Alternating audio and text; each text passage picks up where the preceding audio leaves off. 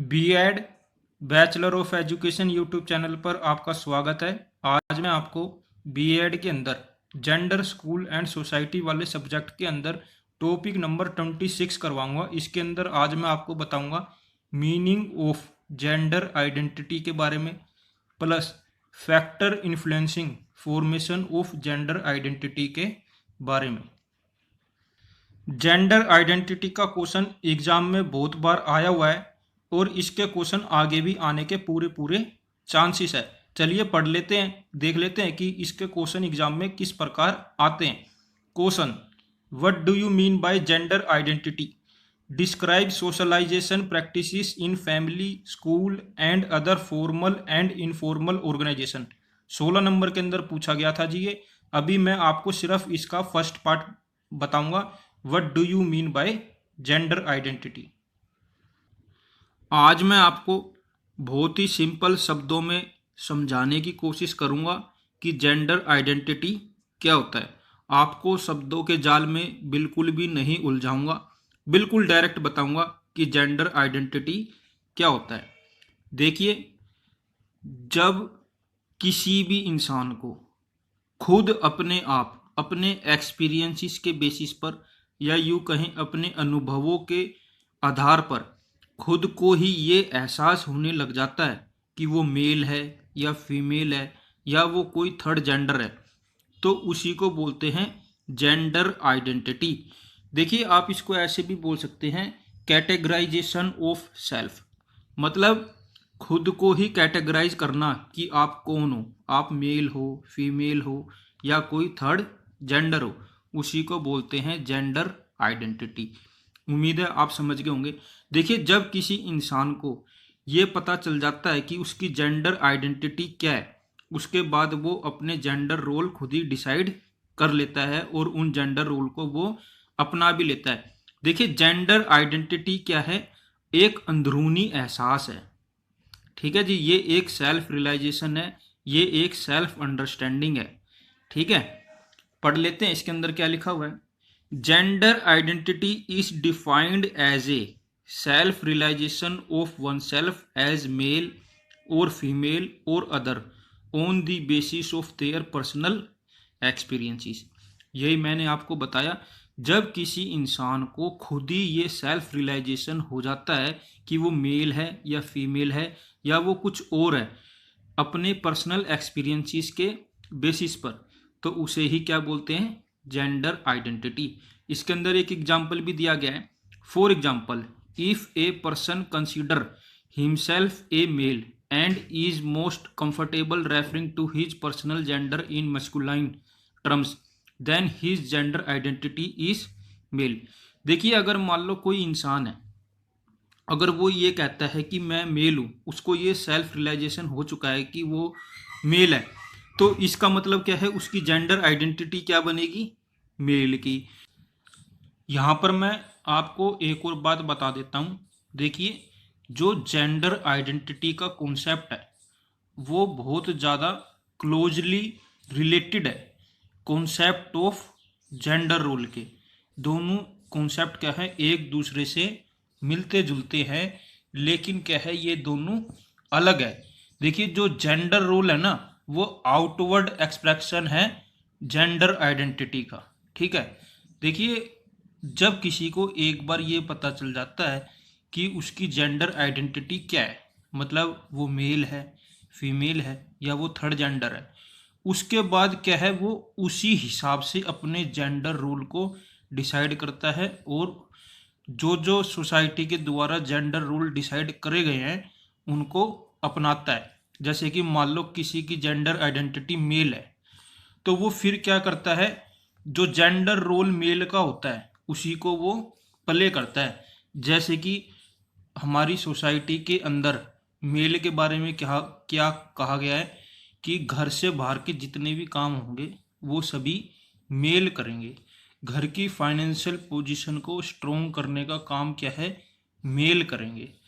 तो ऐसे ही फीमेल के बारे में भी कहा गया है। फीमेल के बारे में क्या कहा गया है?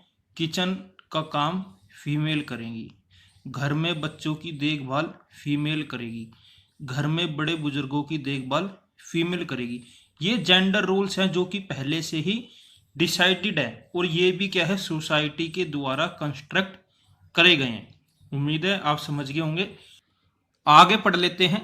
Gender is over social and legal status as boys and girls, man and women.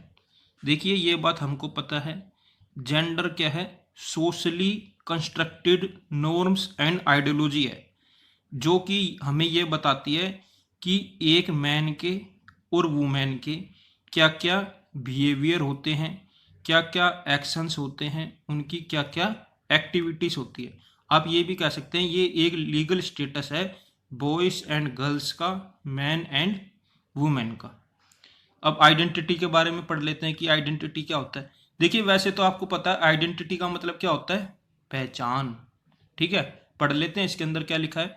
Identity is the qualities, ठीक है, लुक्स, ठीक है, एंड एक्सप्रेशंस, ठीक है, personality and beliefs that make the person और ग्रुप आइडेंटिफिएबल, ठीक है। Identity is related to self image, self esteem, self reflection and awareness of self, self understanding, self realization and individuality. देखिए इसके अंदर बहुत ही जबरदस्त बात करी गई है कि आइडेंटिटी आखिर है क्या। आइडेंटिटी है क्वालिटीज, मतलब आपके अंदर क्या गुण है, आपके अंदर क्या क्वालिटीज है। लुक्स का मतलब आप दिखते कैसे हैं, आपका रूप कैसा है, आपकी आकृति कैसी है। एक्सप्रेशंस का मतलब होता है अभिव्यक्ति। Personality and beliefs that make the person और ग्रुप आइडेंटिफिएबल। देखिए यही चीजें हैं जो आपको औरों से अलग करती हैं और आपको एक पहचान देती है। देखिए आइडेंटिटी क्या है, सेल्फ इमेज से रिलेटेड है, सेल्फ स्टीम से रिलेटेड है, सेल्फ एक्सप्रेशन से रिलेटेड है, एंड अवेयरनेस ऑफ सेल्फ। आप अपने बारे में क्या सोचते हैं, क्या आप अपने आप को लेके जागरूक हैं, क्या आपके अंदर खुद के अंदर कोई समझ है। सेल्फ रियलाइजेशन, आपको अपने खुद के बारे में आपका क्या एहसास है, उसी को इन्होंने आइडेंटिटी बोला है। आगे पढ़ लेते हैं। Gender identity is how we feel about and express over gender and gender rules. इसके अंदर ये कहा गया है कि हम अपने जेंडर को लेकर प्लस अपने जेंडर रोल्स को लेकर क्या फील करते हैं, और हम अपने जेंडर को और अपने जेंडर रोल्स को कैसे एक्सप्रेस करते हैं, कैसे अभिव्यक्त करते हैं, उसी को जेंडर आइडेंटिटी बोलते हैं। Gender identity is defined as a self understanding of oneself as male और फीमेल। ये मैं आपको पहले भी बता चुका हूँ कि खुद को ये एहसास होना कि हम मेल हैं या फीमेल है या थर्ड जेंडर है, इसी को जेंडर आइडेंटिटी बोलते हैं। देखिए खुद को समझना, खुद को पहचानना ही जेंडर आइडेंटिटी है। इसके अंदर क्या है, किसी के ऊपर कोई भी चीज थोपी नहीं जाती। इसमें क्या है, इंसान खुद ही ये एहसास करता है कि वो है क्या, उसका जेंडर क्या है, वो मेल है, फीमेल है या थर्ड जेंडर है। इसी को इन्होंने जेंडर आइडेंटिटी बोला है। फैक्टर्स इन्फ्लुएंसिंग फॉर्मेशन और डेवलपमेंट ऑफ जेंडर आइडेंटिटी। अब हम ये देख लेते हैं ऐसे कौन कौन से फैक्टर हैं जो डेवलपमेंट ऑफ जेंडर आइडेंटिटी को प्रभावित करते हैं। इसके अंदर फर्स्ट है social and environmental factor. Children develop their gender identity through observing and imitating the gender linked behaviour of others. देखिए बहुत ही जबरदस्त बात लिखी गई है। देखिए जेंडर आइडेंटिटी की जब फॉर्मेशन होती है, जब कोई भी व्यक्ति ये डिसाइड करता है कि या खुद ही ये एहसास करता है कि वो मेल है या फीमेल है या वो थर्ड जेंडर है, वो किस बिहाफ पर ये एहसास करता है, किस बिहाफ पर वो ये रियलाइज करता है, किस बिहाफ पर। देखिए वो औरों को देखता है, औरों को ऑब्जर्व करता है, वो एक्सपीरियंस करता है, वो इमिटेट करता है, उसके बिहाफ पर क्या है वो फॉर्मेशन करता है जेंडर आइडेंटिटी की। वो ये डिसाइड करता है कि वो मेल है या फीमेल है औरों को देख कर ही। उसको कोई सपने थोड़ी आ रहे हैं। देखिए जो छोटा बच्चा होता है जब वो पैदा होता है वो एक मांस का लोथड़ा होता है, लेकिन जब वो अपने आसपास का इन्वायरमेंट देखता है उसी बिहाफ से, उसी बिहाफ पर वो आगे बढ़ता है और उसी बिहाफ पर क्या है वो अपनी जेंडर आइडेंटिटी डिसाइड करता है। In general, in general, children raised watching their parents adhering to strict gender stereotype roles are more likely to take on those roles themselves as adults. देखा, इसके अंदर भी यही कहा गया है। देखिए, जो बच्चा है ना वो अपने घर में ही बड़ा होता है, और जो उसका पहला इन्वायरमेंट होता है ना वो घर ही होता है। अब वो अपने घर के अंदर देखता है उसकी मम्मी किचन में लगी हुई है, उसकी मम्मी उसे पाल पोस रही है, घर का सारा काम उसकी मम्मी कर रही है, घर में डस्टिंग होगी या झाड़ू पोछा बर्तन साफ कपड़े धोने, घर का सारा काम उसकी मम्मी कर रही है, और उसके पापा क्या है बाहर के सारे काम कर रहे हैं। तो बच्चा क्या है कहीं ना कहीं घर से ही ये डिसाइड कर लेता है, घर पे ही ये फॉर्मेशन कर लेता है, घर पे ही क्या है उसकी जेंडर आइडेंटिटी की डेवलपमेंट हो जाती है, और जब वो बड़ा होता है इसको वो अपना लेता है। ठीक है। सोशल फैक्टर्स विच में influence gender identity, ideas regarding gender roles conveyed by family, authority figure, mass media and other influential people in a child life। बिल्कुल सही बात है। देखिए, जेंडर आइडेंटिटी क्या है, काफ़ी चीज़ों से इन्फ्लुएंस हो जाती है। जैसे कि हमारी जो फैमिली है वो हमें जेंडर रूल्स के बारे में जब बताती है, या कोई अथॉरिटी हमें जेंडर रूल्स के बारे में बताती है, या कोई मास मीडिया बताता है, या कोई भी इन्फ्लुएंशियल पीपल जब हमें बताता है, तो उस बिहाफ पर भी क्या है हम अपनी जेंडर आइडेंटिटी को डिसाइड कर लेते हैं। आगे पढ़ लेते हैं। इसके अंदर लैंग्वेज के बारे में कहा गया है, children develop their gender identity through language. देखिए, इसके अंदर क्या है, बच्चे क्या है अपनी जेंडर आइडेंटिटी को उस टाइम भी डेवलप कर लेते हैं जब वो लैंग्वेज सीख रहे होते हैं। While learning a language children learn to separate masculine and feminine characteristics and unconsciously adjust their own behaviour to this predetermined roles. बिल्कुल सही बात है। देखिए, आपने देखा होगा जो हमारी लड़कियां हैं, जो हमारी गर्ल्स हैं, उनकी आवाज़ क्या है थोड़ी सॉफ्ट होती है, थोड़ी पोलाइट होती है, जबकि जो हमारे बॉयज़ है, जो हमारे लड़के हैं, उनकी आवाज़ क्या है थोड़ी हार्ड होती है, थोड़ी सी अग्रेसिव वाली होती है। इसके अंदर थर्ड पॉइंट है बायोलॉजिकल फैक्टर। देखिए, जब जेंडर आइडेंटिटी की फॉर्मेशन हो रही होती है उसको प्रभावित बायोलॉजिकल फैक्टर भी करते हैं। देख लेते हैं किस प्रकार। एज ह्यूमन डेवलप, देखिए साइंस साइड के बच्चे इस पॉइंट को ज़्यादा अच्छे तरीके से समझ पाएंगे। As human develop their biological composition can shift from variety of reason ranging from diet, psychological health और illness to physical illness that may effect one's chemical production and subsequently cause differences in how one identify in term of gender। देखिए, ये science की language लिखी हुई है। These differences assist in understanding one possible factor in how one create, explore और define gender identity। इसके अंदर fourth point है competition.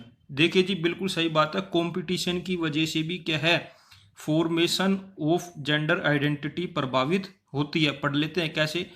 Competition for economic and social power can also influence one's gender identity as gender is highly stratified with man having more social and economic power and privilege than women in over culture. बिल्कुल सही बात है। देखिए, हमारी society के अंदर क्या है, चाहे वो सोशल पावर की बात हो, चाहे वो इकोनॉमिक पावर की बात हो, वो क्या है मैन को ज़्यादा दी गई है एज कंपैरिजन टू वुमेन।